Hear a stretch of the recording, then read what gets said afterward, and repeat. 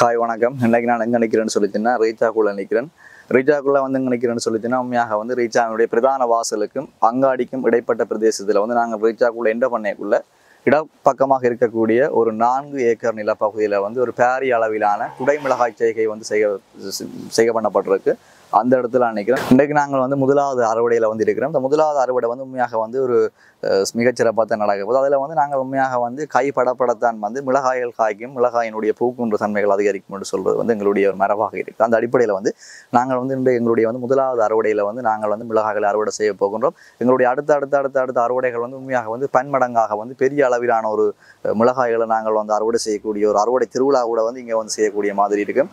இன்றைக்கு வந்து நாங்கள் வந்து எங்களுடைய இங்கே வந்து பராமரிப்பாளர்கள் இங்கே இருக்கக்கூடிய எங்களுடைய உத்தியோகத்தர்கள் மூலமாக வந்து நாங்கள் வந்து எங்களுடைய மிளகாய்களை வந்து அறுவடை செய்ய போகிறோம். நாங்கள் ஏற்கனவே குறிப்பிட்டது போல ஒவ்வொரு மிளகாய்களையும் வந்து நாங்கள் வந்து கைகளால் வந்து எங்களுடைய அறுவடையில் வந்து நாங்கள் மிளகாய்களை பறிக்கின்ற பொழுது அங்கே வந்து பன்மடங்காக, இரட்டிப்பாக, மும்மடங்காக நான் வந்து மிளகாய்களினுடைய பெருக்கத்தை வந்து நாங்கள் வந்து அறிந்து கொள்ளக்கூடியதாக இருக்கும்.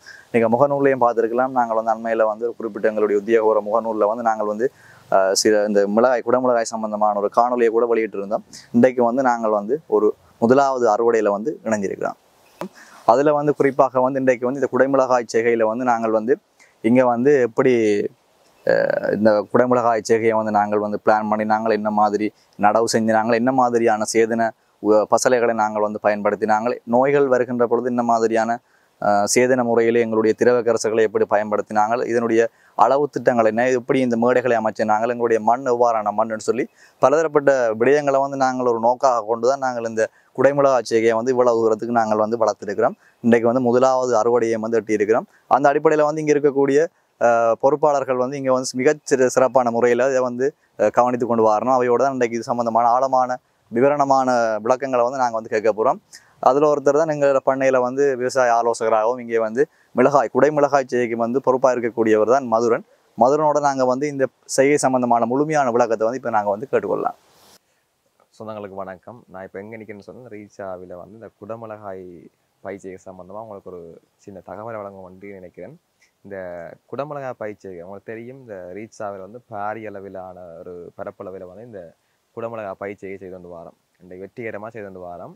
இந்த பயிர் இன்றைக்கு 75 நாட்கள் முடிவடைஞ்சிக்கிட்டு, அதாவது கிட்டத்தட்ட 2.5 மாதம் இந்த பயிர் வந்துட்டு எல்லாம் காய்க்க வலிக்கிட்டுது. இப்போ அறுவடை செய்ய போகிறோம். நாங்கள் அறுவடைக்கு முன்னராக உங்களுக்கு ஒரு காணொலியில் உங்களை சந்திக்கிறோம். இந்த குடமிளகாய் என்ன வெரைட்டின்னு சொன்னால் பிக்யூனேட் ரெட் F1 பெப்பர்ன்னு தான் சொல்லுவோம். இதை நாங்கள் அந்த வெரைட்டி எடுத்து நாங்கள் சீட்ஸை போட்டு நாற்றை வந்து நான் களத்தில் வச்சு இன்றைக்கு பெரிய மரமாக வளர்ந்துருக்கோம். பார்க்க தெரியும் எப்படி வளர்ந்துருக்குன்னு சொல்லி.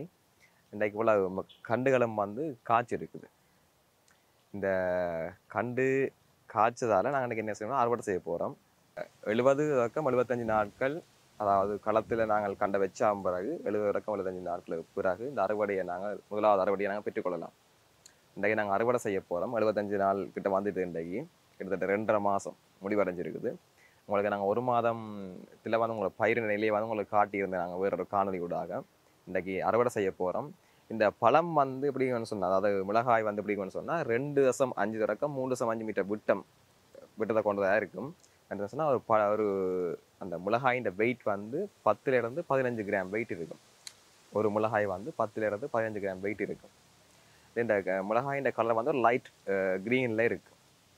கொஞ்சம் நாங்கள் விட்டோம்னு சொன்னால் ரெட் கலரில் சேஞ்ச் ஆகும்.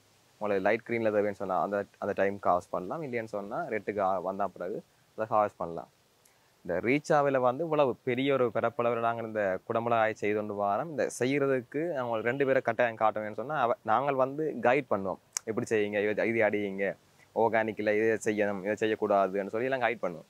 ஆனால் எல்லாம் செய்கிறதாக்கள் வந்து எங்கள்கிட்ட 2 பேர் நிற்கிறாங்க கூட. அவங்களையும் நாங்கள் இந்த காணொலி கூட உங்களை அறிமுகப்படுத்தோன்னு நான் விரும்புகிறேன். வாங்க ஐயா, தம்பி வாங்க. இந்த 2 பேரும் தான் முக்கியமாக இந்த தோட்டத்தை வந்து பராமரிக்கிறார்கள். 2 பேரும் என்னென்னு சொன்னால், இந்த நாங்கள் கைட் பண்ணுவோம், இப்படி செய்யுங்க, இப்படி செய்யக்கூடாதுன்னு சொன்னால் அதை கேட்டு இந்த கண்டு என்ன அளவுக்கு கரைவாசிக்கு வளர்ந்துருக்குன்னு சொன்னால் இது காரணம் 2 பேரும் தான். சரியா? இன்றைக்கு நாங்கள் அறுவடை செய்ய போகிறோம். வாங்க.